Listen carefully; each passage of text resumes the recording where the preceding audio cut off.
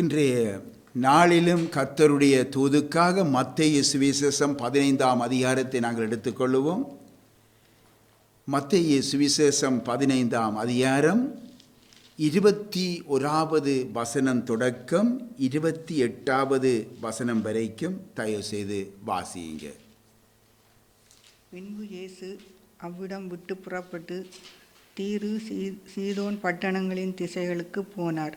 அப்பொழுது அந்த திசைகளில் குடியிருக்கிற கானானிய ஸ்திரீ ஒருத்தி அவரிடத்தில் வந்து, ஆண்டவரே, தாவீதின் குமாரனே, எனக்கு இரங்கும், என் மகள் பிசாசினால் கொடிய வேதனைப்படுகிறாள் என்று சொல்லி கூப்பிட்டாள். அவளுக்கு பிரதி உத்தரமாக அவர் ஒரு வார்த்தையும் சொல்லவில்லை. அப்பொழுது அவருடைய சீஷர்கள் வந்து, இவள் நம்மை பின்தொடர்ந்து கூப்பிடுகிறாளே, இவளை அனுப்பிவிடும் என்று அவரை வேண்டிக் கொண்டார்கள். அதற்கு அவர், காணாமல் போன ஆடுகளாகிய இஸ்ரவேல் வீட்டாரிடத்திற்கு அனுப்பப்பட்டேனே அன்றி மற்றபடி அல்லவென்றார். அவள் வந்து, ஆண்டவரே, எனக்கு உதவி செய்யும் என்று அவரை பணிந்து கொண்டாள்.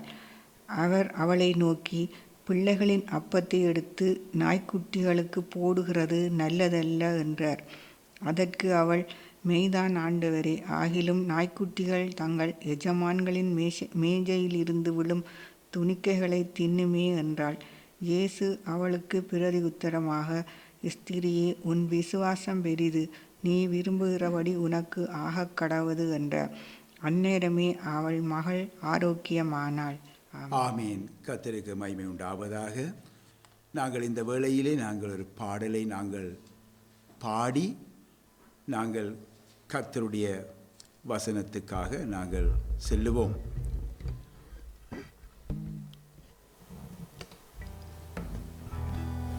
கருணை தெய்வமே கல்வாரும், எங்கள் பாவங்களை நீர் பொறுத்தருளும். கருணை தெய்வமே கல்வாரும், எங்கள் பாவங்களை நீர் பொறுத்தருளும்.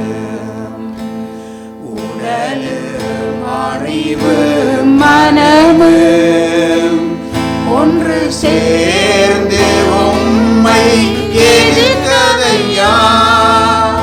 உடலும் அறிவும் மனமும் ஒன்று சேர்ந்து உம்மை எதிர்த்ததையா. தேவவாக்கில் பலியை மனம் பன்முறை அறிந்து வெறுத்ததையா. பாவச்சேட்டை மனதில் எம் வாழ்வே கொண்டு நிறைந்ததையா. கருணை தெய்வமே கண் பாரும், எங்கள் பாவங்களை நீர் பொறுத்தருளும். பாதை தெளிவுற தெரிந்து அதை பார்த்து நாங்கள் நடக்கவில்லை. பாதை தெளிவுற தெரிந்து அதை பார்த்து நாங்கள் நடக்கவில்லை. உண்மை விளக்கு எரிந்து அதன் ஒளியின் அருகே வாழவில்லை. இறைவன் அன்பு அழைத்து அதை உணர்ந்த பின்னும் திருந்தவில்லை.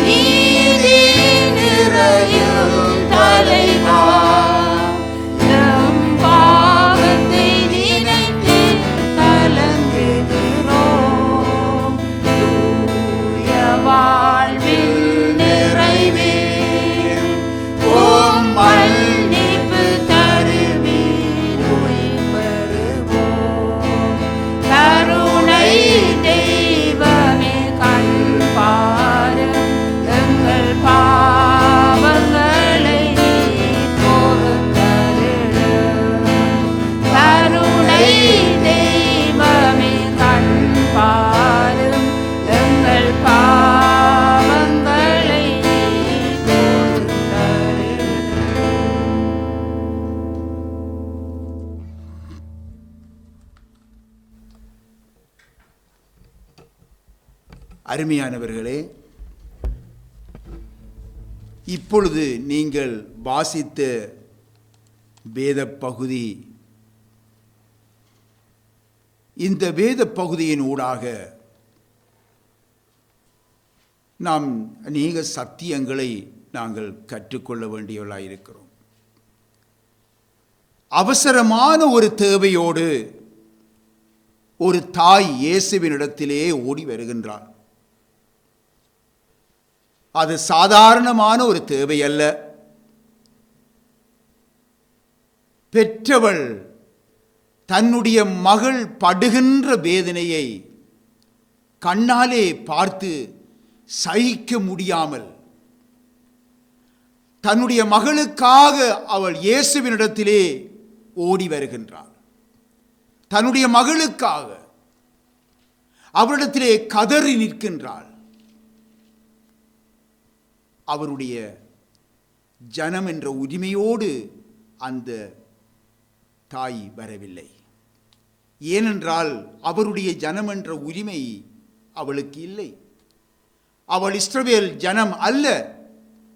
அவள் ஒரு புறஜாதி பெண். இஸ்ரவேல் ஜனங்கள் காணாமல் போன ஆடுகளாக குறிப்பிடுகின்ற வேத பகுதி இந்த புறஜாதிகளை நாய்கள் என்ற யூதருடைய குறியீட்டினாலே அங்கு குறிக்கப்படுவதை நாங்கள் பார்க்கிறோம்.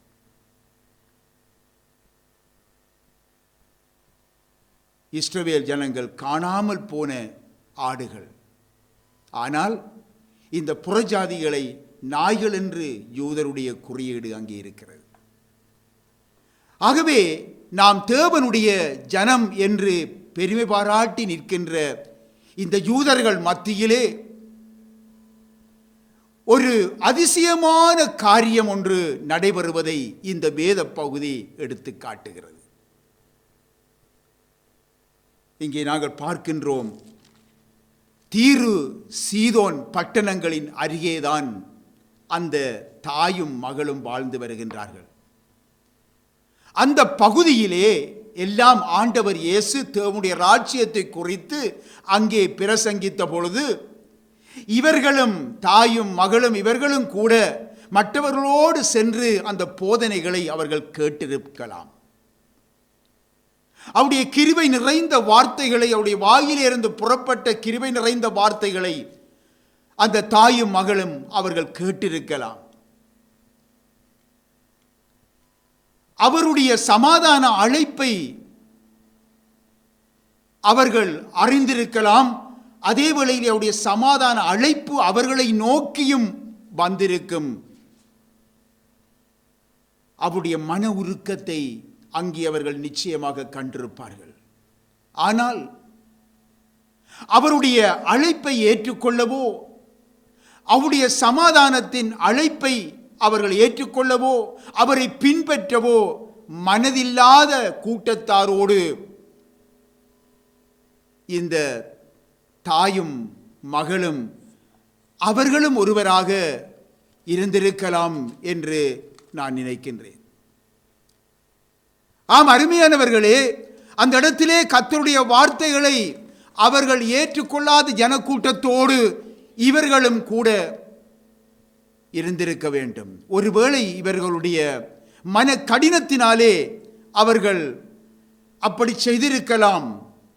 அல்லது அவர்கள் தங்களுடைய பாரம்பரியங்களை மேன்மை பாராட்டி இயேசுவை அற்பமாக அவர்கள் எண்ணியிருக்கலாம். இவர் என்ன இப்பொழுது வந்திருக்கிற ஒரு போதகர் தானே, எங்களுடைய பாரம்பரியங்கள் எவ்வளவு பெரியது, எவ்வளவு பாரம்பரியங்களுடைய பாரம்பரியங்கள் மூதாதையர்கள் எங்களுக்கு காண்பித்து தந்தவை அல்லவா என்று அவர்கள் தங்களுடைய பாரம்பரியங்களை குறித்து அவர்கள் நினைத்து ஆண்டவரை அவர்கள் அற்பமாக நினைத்திருக்கலாம். யோவான் சுவிசேஷத்திலே நீங்கள் 4ஆம் அதிகாரத்திலே நீங்கள் எடுத்து பார்ப்பீர்களாயின் அங்கே யூதருடன் சம்பந்தம் கலவாத ஒரு சமாரிய பெண்ணுடன் ஒரு கிணற்றண்டையிலே ஆண்டவர் இயேசு ஜீவ தண்ணீரை குறித்து சம்பாஷித்துக் கொண்டிருக்கின்றார். இந்த சந்தர்ப்பத்திலே இந்த கிணற்றை எங்களுக்கு தந்த நம்முடைய பிதாவாகிய யாக்கோபை பார்க்கிலும் நீர் பெரியவரோ? அவரும் அவருடைய பிள்ளைகளும் அவருடைய மிருக ஜீவன்களும் இதிலேதான் தண்ணீர் குடித்தது என்று சொல்லி தன்னுடைய பாரம்பரியத்தை அவள் மேன்மைப்படுத்தி அங்கே பாராட்டுவதை நாங்கள் பார்க்கிறோம். அந்த சமாரிய ஸ்திரீ இன்றைய காலங்களிலும் கூட அருமையானவர்களே, இயேசு கிறிஸ்துவினுடைய சமாதானத்தை அவர் இலவசமாக கொடுக்கும் அந்த அருளும் ரட்சிப்பை குறித்து அறிவிக்கும் பொழுது தங்களுடைய மூதாதையர் விட்டு சென்ற அந்த பாரம்பரியத்தை குறித்தே அநேகர் மேன்மை பாராட்டுவதை நாங்கள் பார்க்கின்றோம். இன்னும் சிலர் இயேசுவின் தாய் மரியாளை குறித்து இதுமே அதிகமாய் மேன்மை பாராட்டுவார்கள். மாதா இல்லாமல் இயேசு வந்திருக்க முடியுமா என்று கூட வாதாடுகிறவர்களும் உண்டு. அருமையானவர்களே, இந்த தாய்க்கும் இந்த மகளுக்கும் இயேசுவை பின்பற்ற ஒரு வேளையிலே சில வேளையிலே மனமிருந்திருக்கலாம். ஆனால் ஊரார் நிமித்தமாக, அவருடைய உறவுகள் நண்பர்கள் நிமித்தமாக அவர்களுக்கு பயந்து இயேசுவை அவர்கள் பின்பற்றாமல் விட்டிருக்கலாம். அருமையானவர்களே, ஒரு வேளையிலே அந்த மகள்தானும் இயேசுவிடம் செல்ல விரும்பி இருக்கும் பொழுது கூட தாய் அவளை தடை செய்திருக்கலாம். மகளை, நம்முடைய பாரம்பரியம் என்ன? நாம் அவரை ஏற்றுக்கொண்டால், அவரை பின்பற்றினால், அவருக்கு பின் சென்றால் இன்றைக்கு நம்முடைய உறவினர்கள் எங்களை வெறுத்து விடுவார்களே, எங்களுடைய நண்பர்கள் வெறுத்து விடுவார்களே, அல்லது அவர்கள் எங்களை தரக்குறைவாக நினைப்பார்களே. ஆகவே நாம் அதற்கு வேண்டாம், நாம் நம்முடைய இனம் சனத்தை வெறுத்துவிடக்கூடாது என்று ஒரு வேளையிலே சொல்லி தன்னுடைய மகளை அவள் தடுத்திருக்கலாம். இவை எப்படி இருப்பினும் அருமையானவர்களே, அவர்கள் இயேசுவை நிராகரித்தவர்களே, அவர்கள் இயேசுவை நிராகரித்தவர்கள்தான். ஆனால் இன்று நடந்தது என்ன? இந்த தாயினுடைய வீட்டிலே சமாதானம் ஈடுபட்டு விட்டது. அவளுடைய மகள் பிசாசினாலே கொடிய வேதனை அனுபவித்துக் கொண்டிருந்தாள் என்று சொல்லி நாங்கள் பார்க்கின்றோம். இப்போ இந்த வீடே சமாதானம் இழந்து விட்டது. வீடே சமாதானம் இழந்து விட்டது. இந்த காலங்களிலே நாம் கிறிஸ்தவர்கள் என்று சொல்லி நாம் பெருமைப்படுகிறோம். பெருமைப்படுகின்ற எத்தனை பேர் இன்றைக்கு மற்றவர்களுடைய ரட்சிப்புக்கு இன்றைக்கு இடரலாயிருக்கிறார்கள். தங்களுடைய நடக்கைகள், தங்களுடைய பேச்சுக்கள் மூலமாக, தங்களுடைய தொழில்கள் மூலமாக இன்றைக்கு எத்தனை பேருக்கு அவர்களுடைய ரட்சிப்புக்கு அவர்கள் இடையூறாயிருக்கிறார்கள். கர்த்தருடைய ஊழியக்காரருக்கு எத்தனை இடரலை கொடுக்கின்றவர்களாயிருக்கிறார்கள். கர்த்தருடைய சபைக்கு போகிறவர்களை கூட, ஊழியம் செய்ய விரும்புகிறவர்களை கூட தடை செய்கின்றவர்கள், இடர்கள் உண்டாக்குறவர்கள் இன்றைக்கு எத்தனை தேவனுடைய பிள்ளைகளை நாங்கள் காணுகிறோம். முள்ளில் உதைக்கிறது உனக்கு கடினமாம் என்ற இந்த எச்சரிப்பை இவர்கள் நினைத்து பார்க்கிறார்களோ தெரியாது. இப்பொழுது பாருங்கள், அந்த தாயுடைய வீட்டிலே சமாதானம் இழந்து விட்டாள். சமாதானம் போயிற்று. மகளை பிசாசு கொடிய வேதனைப்படுத்துகிறது. தாய்க்கோ பெற்ற வயிறு எரிகிறது. மகளுடைய வேதனையை பார்த்து பார்த்து அணுவணுவாக அவள் வேதனைப்பட்டு கண்ணீர் வடிக்கின்றாள். எனக்கு ஏன் இந்த கொடுமை? நான் யாருக்கும் அநியாயம் செய்யவில்லையே, எனக்கேன் இந்த கொடுமை? ஒன்றும் அறியாத என்னுடைய மகளுக்கு ஏன் இந்த வேதனை என்றெல்லாம் சொல்லி அந்த தாய் மிகவும் வேதனை அடைந்திருப்பாள் என்று சொல்லி நான் நினைக்கிறேன். அருமையானவர்களே, எனக்கு அருமையான பிள்ளைகளே, பிசாசுக்கு வைத்தியரால் பரிகாரம் காண முடியாது. பிசாசுக்கு வைத்தியத்தினால் எந்த பரிகாரமும் காண முடியாது. இவர்கள் நம்பியிருந்த உறவுகள், இவர்கள் நம்பியிருந்த மார்க்கங்கள், இவர்கள் நம்பியிருந்த நண்பர்கள், இவர்கள் நம்பியிருந்த சமுதாயம், இவர்கள் நம்பியிருந்த பாரம்பரியங்கள், ஏன் இவர்களுடைய ஊர் இவர்களுக்கு சமாதானம் கொடுக்க முடியுதா? முடியவில்லை, முடியவில்லை. அந்த தாயாரை ஆற்ற முடியுமா? முடியவில்லை. மகளுக்கு விடுதலையை கொடுக்க முடியுமா? முடியவில்லை. பிசாசு, அசுத்த ஆவிகள் மனிதரை ஆட்கொண்டு அவர்களை படுத்துகின்ற பாடு சாதாரணமானதல்ல அருமையானவர்களே. அது கொடிய வேதனை, அது பயங்கரமான வேதனை.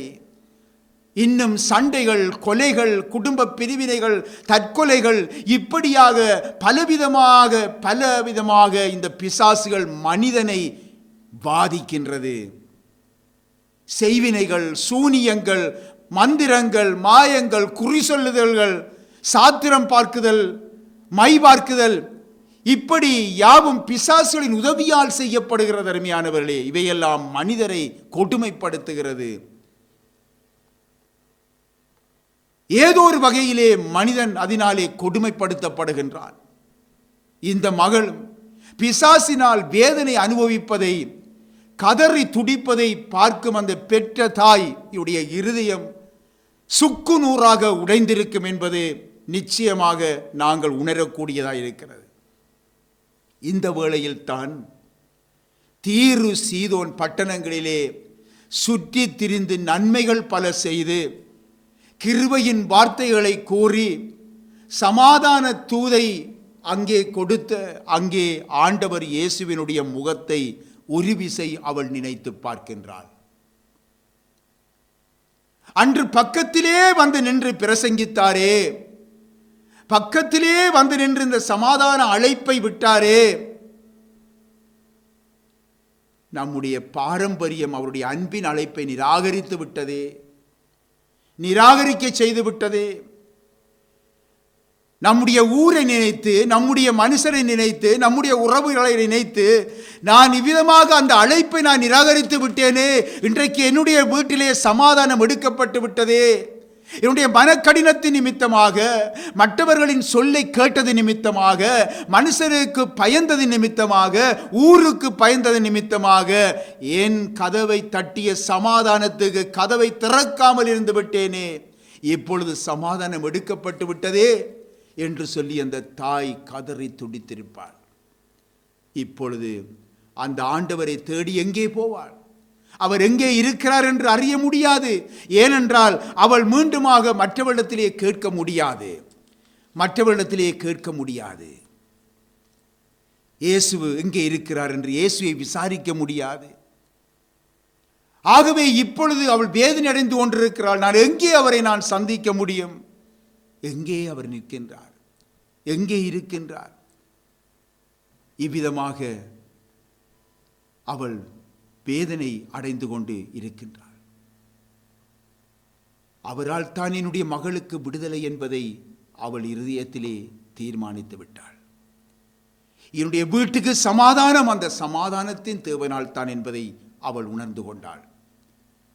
இப்பொழுதோ அவளுடைய இருதயம் அவரை குறித்த தாகத்தினால் இருக்கிறது.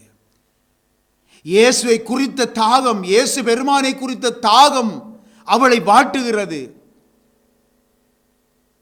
ஆண்டவர் சத்தமிட்டு அவர் சொல்லுகிற வார்த்தை என்ன தெரியுமா? ஒருவன் தாகமாயிருந்தால் என்னிடத்திலே வந்து பானம் பண்ண கடவன்.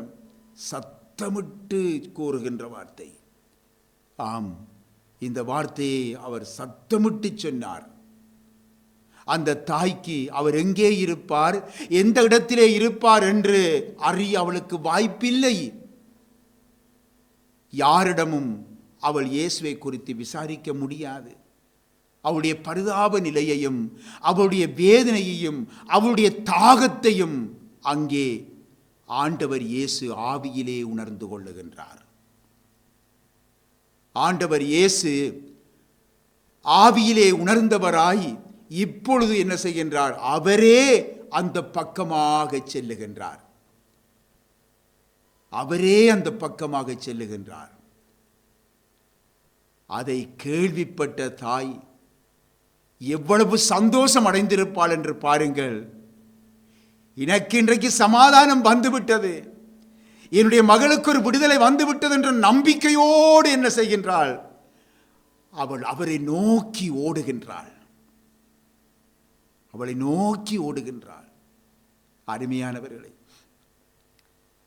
இன்றைக்கு எத்தனை தடவைகள் சகோதரனே சகோதரி, எத்தனை தடவைகள் உன்னுடைய வீட்டை அவருடைய சமாதானம் தட்டி இருக்கலாம். அவருடைய சமாதானம் தட்டுகிறது. ஆனால் இன்றைக்கு அதை அடைத்து வைத்துக் கொண்டிருப்பவர்கள் எத்தனை பேர்? எத்தனை பேர்? நீ சுகமாயிருக்கையிலே நான் உனக்கு சொன்னேன், நீ கேளேன் என்றாய் என்று சொல்லி ஆண்டவர் சொல்லுகின்றார். நீ இப்பொழுது சுகமாயிருக்கிறாய், உனக்கு எந்த விதமான ஒரு பிரச்சனையும் இல்லை, உனக்கு எல்லாம் நிறைவாக இருக்கிறது. ஆண்டவருடைய சமாதானம் எனக்கேன், அவருடைய சுவிசேஷம் எனக்கு ஏன் என்று சொல்லி இன்றைக்கு புறக்கணிப்பவர்கள் எத்தனை பேர்?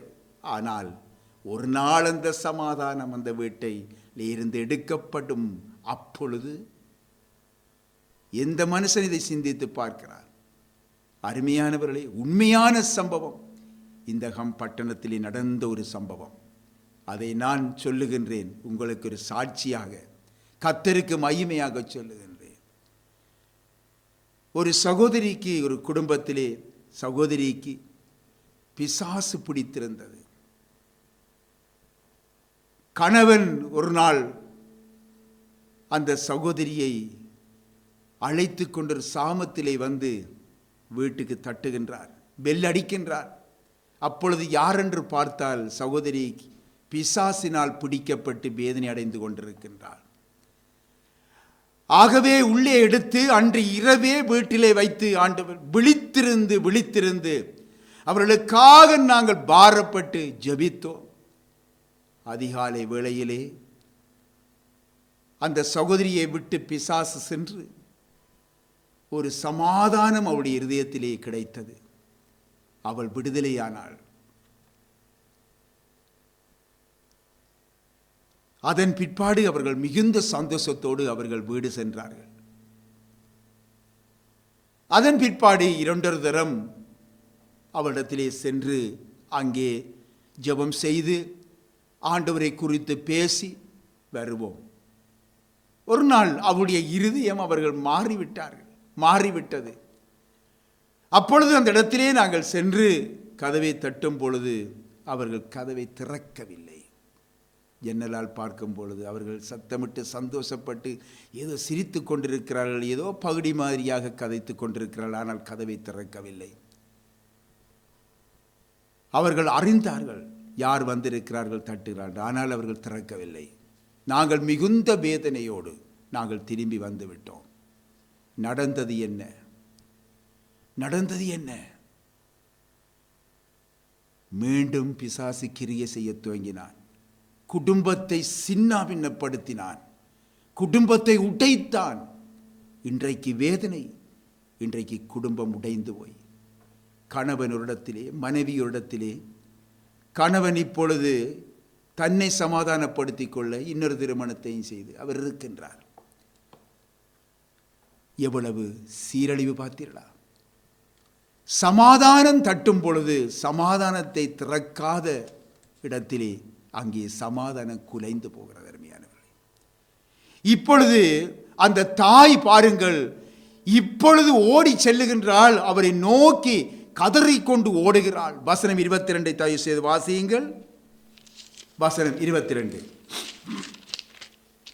அப்பொழுது அந்த திசைகளில் குடியிருக்கிற கானானிய ஸ்திரீ ஒருத்தி அவரிடத்தில் வந்து, ஆண்டவரே, தாவீதின் குமாரனே, எனக்கு இரங்கும், என் மகள் பிசாசினால் கொடிய வேதனைப்படுகிறாள் என்று சொல்லி கூப்பிட்டாள். என் மகள் பிசாசினால் கொடிய வேதனைப்படுகிறாள் என்று சொல்லி அங்கே சத்தமிட்டு கூப்பிடுகின்றாள் ஆண்டவரிடத்திலே. வசனம் 23 சொல்லுகின்றது, அவளுக்கு பிரதி உத்தரமாக ஆண்டவர் இயேசு ஒரு வார்த்தையும் சொல்லவில்லை. ஆச்சரியமாயிருக்கிறதல்லவா? ஆச்சரியமாயிருக்கிறதல்லவா? அருமையானவர்களே, பாவிகளை தேடி வந்தவர் ஆண்டவர் இயேசு. வருத்தப்பட்டு பாரம் சுமக்கிறவர்களே எல்லாரும் என்னிடத்திலே வாருங்கள், உங்களுக்கு இளைப்பாறுதல் தருவேன் என்ற ஆண்டவர் இயேசு ஆபத்து காலத்திலே என்னை நோக்கி கூப்பிடுகின்றவர், என்னிடத்தில் வருகிறவனை நான் புறம்பே தள்ளுவதில்லை என்று சொன்னவர். அருமையானவர்களே, இப்பொழுது அவள் வேதனையோடு என்னுடைய மகள் பிசாசினால் கொடிய வேதனைப்படுகிறாள் என்று சொல்லி அவருக்கு உதவிக்காக அவரை கூப்பிடுகின்றாள். ஆனால் அவரோ ஒரு வார்த்தையும் சொல்லாமல் அவர் பேசாமல் இருக்கின்றார். அவருடைய இரக்கத்தை கேட்டு, உதவியை கேட்டு, தன்னுடைய மகள் படும் வேதனைக்கு ஒரு விடுதலை கிடைக்கும் என்று ஓடி வந்து கதறி அழுதுகின்ற அந்த தாயினுடைய அந்த சத்தத்தை கேட்டு மௌனமாயிருக்கிறாரே. ஏசாயா 59ஆம் அதிகாரத்திலே 1வது வசனத்திலே அங்கே சொல்லப்பட்டிருக்கிறது, கேட்கக்கூடாதபடி அவருடைய செவி மந்தமாகி விடவில்லை என்று தீர்க்கதரிசி சொல்லியிருக்கிறாரே. அப்படியாயின் அவர் செவிட்டு தெய்வமில்லையே. அப்படி என்றால் அவளுடைய பரிதாப சத்தத்துக்கு காது கேட்காதவர் போல் இருக்கிறாரே. ஏன்? எதற்கு?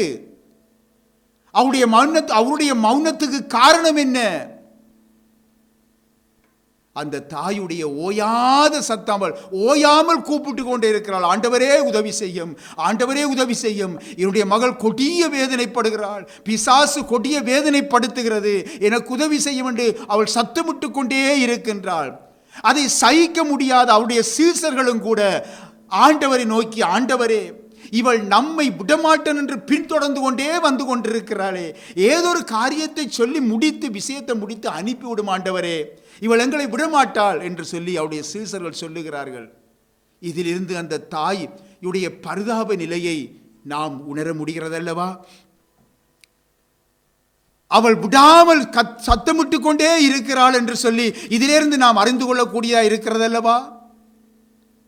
இப்பொழுது இயேசு தம்முடைய வாயை அங்கே திறந்து கூறுகின்ற வார்த்தை அந்த தாய்க்கு ஒரு பெரும் ஏமாற்றத்தை கொடுத்திருப்பது போல இருந்தது. இவர்தான் எனக்கு, இவர்தான் என்று சொல்லி நம்பி வந்தவரே என்னை கைவிட்டு விட்டாரோ என்று சொல்லி எண்ணும்படியாக ஆண்டவர் இயேசுனுடைய செயல் அங்கே இருந்ததை நாங்கள் பார்க்கின்றோம். அப்படி அவளிடமிருந்து வெளிப்பட்ட வார்த்தை என்ன? வசனம் 24 தயவு செய்து வாசியுங்க. அதற்கு அவர், காணாமல் போன ஆடுகளாகிய இஸ்ரவேல் வீட்டாரிடத்திற்கு அனுப்பப்பட்டேனே அன்றி மற்றபடி அல்ல. காணாமல் போன ஆடுகளாகிய இஸ்ரவேல் வீட்டாரத்துக்கு அனுப்பப்பட்டேனே என்று மற்றபடி அல்லவென்றார். ஆம், காணாமல் போன ஆடுகளாகிய இஸ்ரவேல் வீட்டாரிடத்திற்கு அவர் வந்தார். அவர் உலகத்திலே வந்து எந்த மனுஷனையும் பிரகாசிப்பிக்கிற ஒளியாக வந்தார். நானே வானத்திலிருந்து இறங்கி வந்த அப்பம், ஜீவ அப்பம் என்றார். அவருக்கு சொந்த ஜனங்களோ அவரை ஏற்றுக்கொள்ளவில்லை. அவர் சொந்த மனதினாலே வந்தார், அவருடைய சொந்த ஜனங்களோ அவரை ஏற்றுக்கொள்ளவில்லை. ஆனாலும் அந்த புறஜாதி தாயோ, ஆண்டவரே எனக்கு உதவி செய்யும், உதவி செய்யும் என்று கதறிக்கொண்டே இருக்கிறாள். மீண்டும் இயேசு பேசுகிறார். என்ன தெரியுமா? பிள்ளைகளின் அப்பத்தை எடுத்து நாய்க்குட்டிகளுக்கு போடுகிறது நல்லதல்ல என்று சொல்லிவிடுகின்றார். தெய்வீக சுகம், தெய்வீக விடுதலை தேவன் தம்முடைய பிள்ளைகளுக்கு கொடுக்கின்ற அப்பம். அருமையானவர்களே, இது அவருடைய பிள்ளைகளின் உரிமை, தேவ ஜனங்களுடைய உரிமை. யார் யார் அவருடைய பிள்ளைகளாகிறார்கள்? யோவான் சுவிசேஷத்திலே 1ஆம் அதிகாரத்தை தயவு எடுத்துக் கொள்ளுங்கள். யோவான் சுவிசேஷம் 1ஆம் அதிகாரத்திலே 12ஐயும் 13ஐயும் தயவு செய்து வாசிங்க பார்ப்போம். யோவான் சுவிசேஷம் 1ஆம் அதிகாரம் 12, 13. அவருடைய நாமத்தின் மேல் விசுவாசம் உள்ளவர்களாய் அவரை ஏற்றுக்கொண்டவர்கள் எத்தனை பேர்களோ அத்தனை பேர்களும் தேவனுடைய பிள்ளைகளாகும்படி அவர்களுக்கு அதிகாரம் கொடுத்தார். அவர்கள் இரத்தத்தினாலாவது மாம்ச சித்தத்தினாலாவது புருஷனுடைய சித்தத்தினாலாவது பிறவாமல் தேவனாலே பிறந்தவர்கள். ஆம், அருமையானவர்களே, தேவனுடைய பிள்ளைகள் என்ற அந்த ஸ்தானத்திலே நீங்கள் இருக்கிறீர்களா? இல்லை என்றால் இன்று இயேசு கிறிஸ்துவின் நாமத்தின் மேல் விசுவாசம் வைத்து அவரை ஏற்றுக்கொண்டால் இந்த பாக்கியமான ஸ்தானத்தை எவரும் அடைய முடியும், எவரும் அடைய முடியும். யூதர்கள் புறஜாதிகளை நாய்கள் என்ற குறியீட்டாலே கணிப்பார்கள். ஆகவே தம்மை சூழ்ந்து நின்ற அந்த யூதர்களும் புரிந்து கொள்ளும்படி இந்த வார்த்தைகளாலே ஆண்டவர் இயேசு பேசுகின்றார். பிள்ளைகளின் அப்பத்தை எடுத்து நாய்க்குட்டிகளுக்கு போடுகிறது நல்லதல்ல. ஆம், அங்கே யூதர்கள் அங்கே கேட்டுக்கொண்டு நிற்கிறார்கள். இந்த வார்த்தையை அவர் சொன்னவுடனே அந்த புறஜாதி தாய் உடனே அவருடைய வாயில் இருந்து ஒரு வார்த்தை வருகின்றது. 27வது வசனத்தை தயவு செய்து வாசியுங்க. அதற்கு அவள், மெய்தான் ஆண்டவரே, ஆகிலும் நாய்க்குட்டிகள் தங்கள் எஜமான்களின் மேஜையிலிருந்து விழும் துணிக்கைகளை தின்னுமே என்றாள். ஆம், பாருங்கள். ஆம் ஆண்டவரே, மெய்தான் ஆண்டவரே, நான் உம்முடைய ஜனம் என்ற ஸ்தானத்திலே நான் இல்லை. நான் புறஜாதிதான், நான் நாய்க்குட்டிதான். ஆகிலும் ஆண்டவரே, அந்த நாய்க்குட்டிகள் தங்களுடைய எஜமான்களின் மேசையிலிருந்து விழுகின்ற அந்த அப்பத்தின் சிறு துண்டுகளை சாப்பிடுமே ஆண்டவரே. எஜமான்கள் சாப்பிடும் பொழுது ஏதோ ஒரு துண்டு விழும், அது என்றாலும் அது சாப்பிடும் தானே, நாய்க்குட்டி தின்னுமே என்று சொல்லி அங்கே அவள் சொல்லுகின்றாள். பாருங்கள், அந்த ஸ்திரீயினுடைய அந்த விசுவாசத்தை பாருங்கள். அவருடைய வார்த்தையை கேட்டு இயேசு ஆச்சரியப்பட்டார். அந்த ஸ்திரீயினுடைய அந்த பெண்ணுடைய வார்த்தையை கேட்டு இயேசு மிகுந்த ஆச்சரியப்பட்டார். இங்கே ஆண்டவர் இயேசு அந்த புறஜாதி தாயுடன் பேசிய வார்த்தைகள் கடுமையான வார்த்தைகள் போல, அவளை அவமதிக்கிற வார்த்தைகள் போல அங்கே காணப்பட்டாலும் அவற்றிலே உண்மையே இல்லை. அருமையானவர்களே, ஏன் தெரியுமா? சர்வ வல்லவர் நம்முடைய ஆண்டவர், மனுஷனுடைய இருதயத்தின் நினைவுகளை ஆராய்ந்து அறிகிறவர். இந்த புறஜாதியுடைய தாய் தன்மேல் வைத்திருக்கிற அந்த விசுவாசத்தின் ஆழம் எப்படிப்பட்டதென்று அவர் அறிந்திருந்தார். ஆகவே அந்த விசுவாசத்தின் ஆழத்தை அங்கே வெளியிலே கொண்டு வர வேண்டும். தம்முடைய ஜனமென்று தன்னை சூழ்ந்திருக்கிற அந்த யூதர்கள் இஸ்ரவேலர்கள் அவர்கள் அறிய வேண்டும் அந்த விசுவாசத்தை. அந்த சொந்த ஜனமென்று அவர்கள் நிற்கிறார்களே, அவர்கள் அந்த விசுவாசத்தை காண வேண்டும் என்பதற்காக அவர் அங்கே கிரியை செய்தார். மத்தேயு சுவிசேஷத்திலே 8ஆம் அதிகாரத்திலே நீங்கள் 10வது வசனத்தை வாசித்து பாருங்கள். அங்கே ஒரு நூற்றுக்கு அதிபதியை கண்ட அந்த அதிபதியின் விசுவாசத்தை கண்ட இயேசு தமக்கு பின் சென்று வந்தவர்களை நோக்கி, இஸ்ரவேலர்களுக்குள்ளும் நான் இப்படிப்பட்ட விசுவாசத்தை காணவில்லையே என்று சொல்லி அங்கே மெய்யாகவே உங்களுக்கு சொல்லுகிறேன் என்று ஆச்சரியப்பட்டதை நாங்கள் பார்க்கிறோம். அங்கே சுட்டி காட்டுகின்றார், இஸ்ரவேலருக்குள்ளும் இப்படிப்பட்ட விசுவாசத்தை நாம் காணவில்லை என்று. பார்த்தீர்களா? ஆம், அவருடைய சொந்த ஜனம் அவரை ஏற்றுக்கொள்ளவே இல்லை, அவரை விசுவசிக்கவே இல்லை.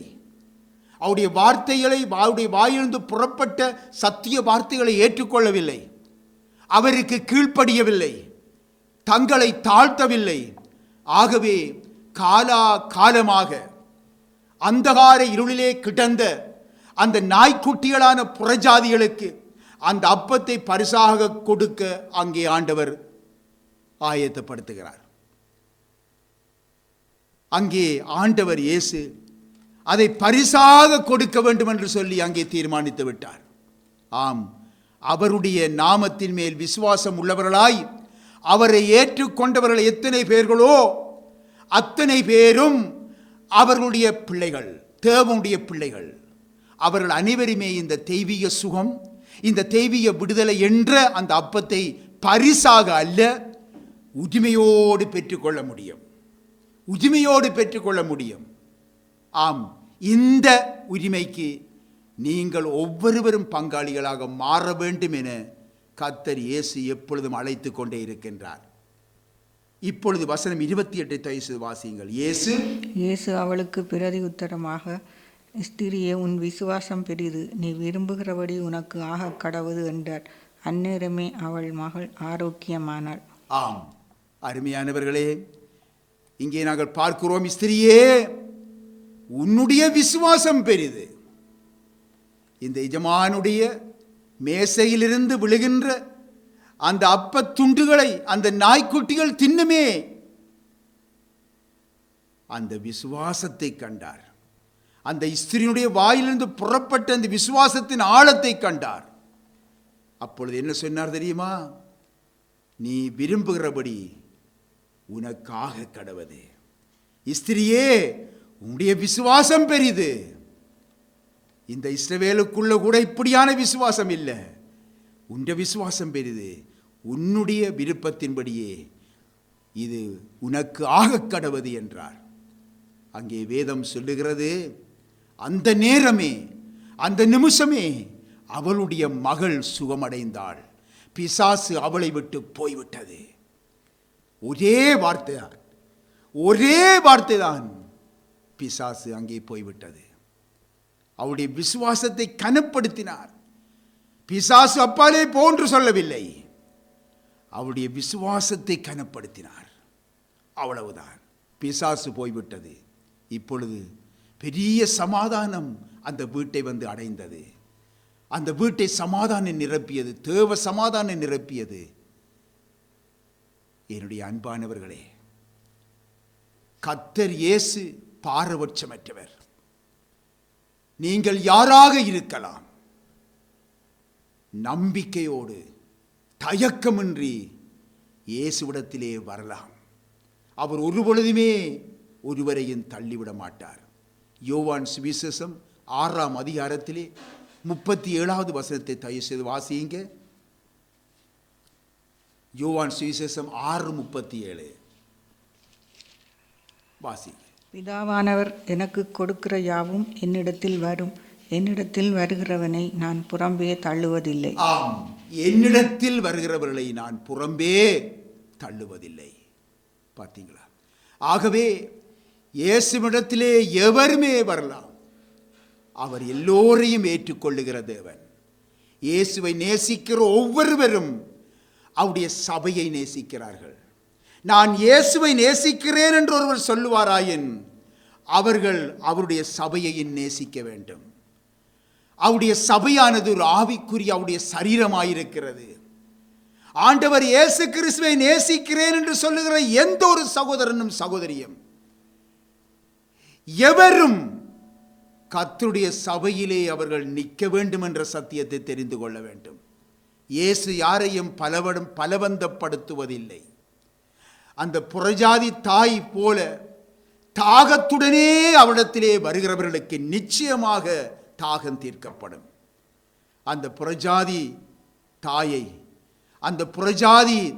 தாயை யாருமே பலவந்தமாக நீ வா என்று சொல்லி கூப்பிடவில்லை, அழைக்கவில்லை. வா இயேசுவிடத்திலே வா, இயேசுவிடத்திலே வா, இயேசுவிடத்திலே வா என்று சொல்லி அங்கே 100 தரம் அங்கே அழைக்கவில்லை.